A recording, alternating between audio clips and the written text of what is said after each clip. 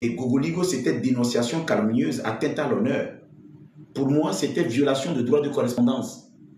C'est-à-dire, je n'avais pas le droit de partager nos conversations. À l'époque, Abdebar m'avait écrit pour me dire que lui, il aurait appris que je suis allé en prison. Donc, ça ne sert à rien de discuter avec un prisonnier. Et je lui ai répondu par message. Il y a Nelson Mandela et beaucoup de personnes qui ont fait la prison. Et aujourd'hui, ils sont devenus des grandes personnes. Donc, il a eu honte et il m'a bloqué.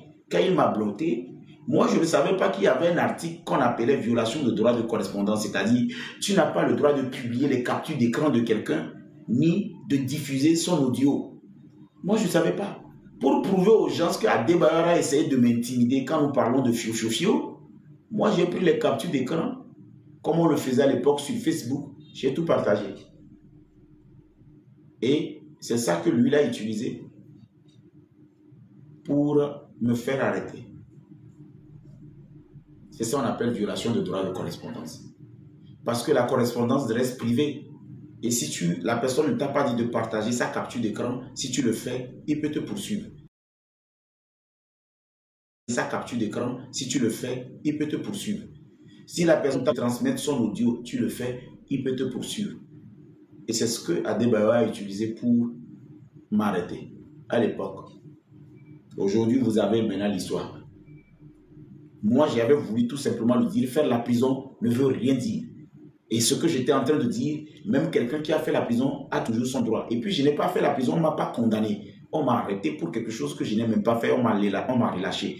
Donc, si toi, tu te bases sur ça pour dire, tu ne peux pas discuter avec un prisonnier, je l'ai dit, c'était trop hautain et insolent. Et c'est ce que j'ai dit à Adebayor. Maintenant, quand j'ai partagé ces captures d'écran, lui, il a porté plainte.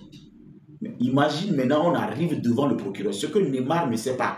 Ce que Guetovi ne sait pas, ce que beaucoup de Bamou ne savent pas, ce que Honorable ne sait pas. Vous avez juste deux choix. Vous demandez juste pardon ou bien vous faites le câlin. On vous dépose. Parce que devant le procureur de la République, quand on a fini de faire les exposés, on a donné la parole à Adebayor. C'est là que j'apprends que c'est Adebayor qui a amené même Gogoligo pour la première fois dans le bureau de Fort et Sosmana Yassimé. J'apprends que c'est Adebayor qui a fait tout pour qu'on donne les gardes-corps à Gogoligo. J'apprends que c'est Adebayor qui a donné des terrains, qui a donné des choses. Et il dormait des fois dans le même lit parce que Adebayor prenait Gogoligo comme son frère. Donc il partageait tout. Et j'apprends l'amour que Adebayor avait pour lui. Et Adebayor me regarde dans les yeux et me dit, toi Papson, je n'ai rien contre toi. Mais tu ne peux pas imaginer ce que Gogoligo m'a fait. Gogoligo, c'est mon frère. Gogoligo, je l'ai beaucoup aidé. Gogoligo, je l'ai soutenu. J'ai amené Gogoligo dans le bureau de Fort. Demande-lui, il est ici. Et devant, Gogoligo Adebayor dit ça devant le procureur de la République. J'étais bouche bée. Devant le procureur de la République. J'étais bouche bée. Je regardais. Devant le procureur de la République, il a tout dit.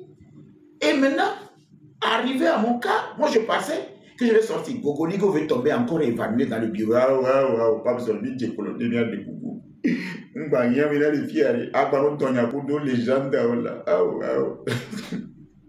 C'est ça que vous devez faire. Je vous dis, vous allez voir que dans le bureau, là, à la fin, soit Neymar joue le Tchombri, il va en prison, ou soit quand on le relâche, il a demandé pardon, il a supplié.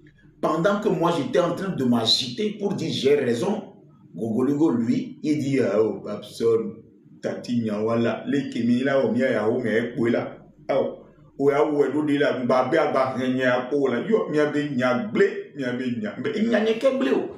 Ya ni mo be ble ko nya ke ble na mle fi o. Wa il Kenya mo ebe a o nos vies c'est nous vider nos vies et gambu no bois nos vies et gambu no bois et tati nyawala papson badonya kudo légende là il y avait légende et nya kimi de moi o eje kuluvoro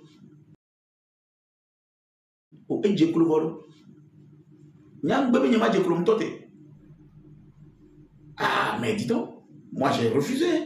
Il dit, mais attention. Je dis, non, non, non, non, moi je ne me mets pas.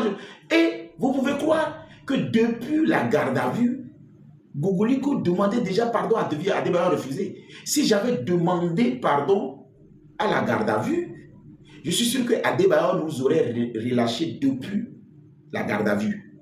Adebayor, c'est comme ça. Parce que Adebayor est venu deux fois. C'est comme ça. Parce que Adebayor est venu 2 fois à vue à Djolé. Il pensait que moi j'allais demander pardon. Il est arrivé un soir, il dit, mais tu as levé ton costume. Moi, je pensais que tu vas rester ici avec le costume. Il se moquait de moi. Adebayor se moquait de moi comme ça. Il a dit, quand je suis arrivé le matin, j'avais la cravate non, et le costume. Non. Adebayor, quand il va se moquer de toi, il va se moquer de toi, tu vas regretter de ta vie. C'est quelqu'un qui se moque des gens. Et là, c'est le gars. Le gars, il vient. D'abord, il vient, on a mis Gogoligo dedans. Moi, j'ai refusé de rentrer dans la cage. J'ai dit, si c'est dans la cage, je vais rentrer, ça veut dire que quelqu'un va mourir. Gogoligo, on l'a mis dans la cage et on le sort de temps, on l'extrait pour lui poser des questions. Moi, j'ai refusé. Donc, ils étaient obligés d'aménager le bureau du CB adjoint des brigades anti-gang pour moi, pour me mettre dedans. Avant même de me mettre dedans, la manière dont les gens ont sorti leurs armes, j'ai compris qu'on les a dit que c'est un fou qu'on veut garder là-bas. C'est-à-dire la manière dont ils ont sorti leurs armes. C'est-à-dire les armes qu'ils ont gardées dans le bureau, ils se disent, mais le monsieur, il peut prendre les armes et tirer sur nous. Ils ont fait sortir les armes et les munitions. Enlever tout, mais j'ai tout cassé. Les vitraux, les tableaux, tout j'ai cassé dans ce bureau, à cause d'Adebayor. J'ai cassé, la nuit là, qu'on nous a gardé là-bas.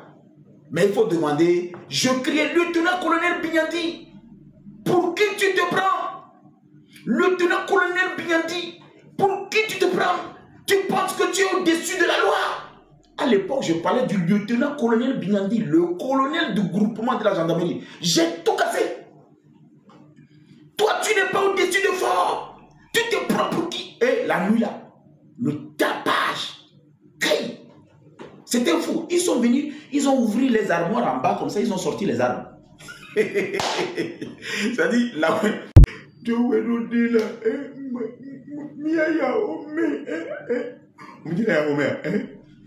c'est là j'ai dit, mais les gens méchants des fois, c'est des gens inoffensifs quoi.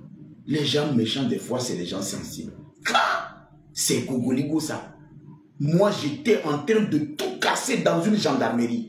J'étais en train de crier le nom du lieutenant-colonel Bignandi. J'étais en train de faire des tapages, les gendarmes. J'ai récité tous les articles.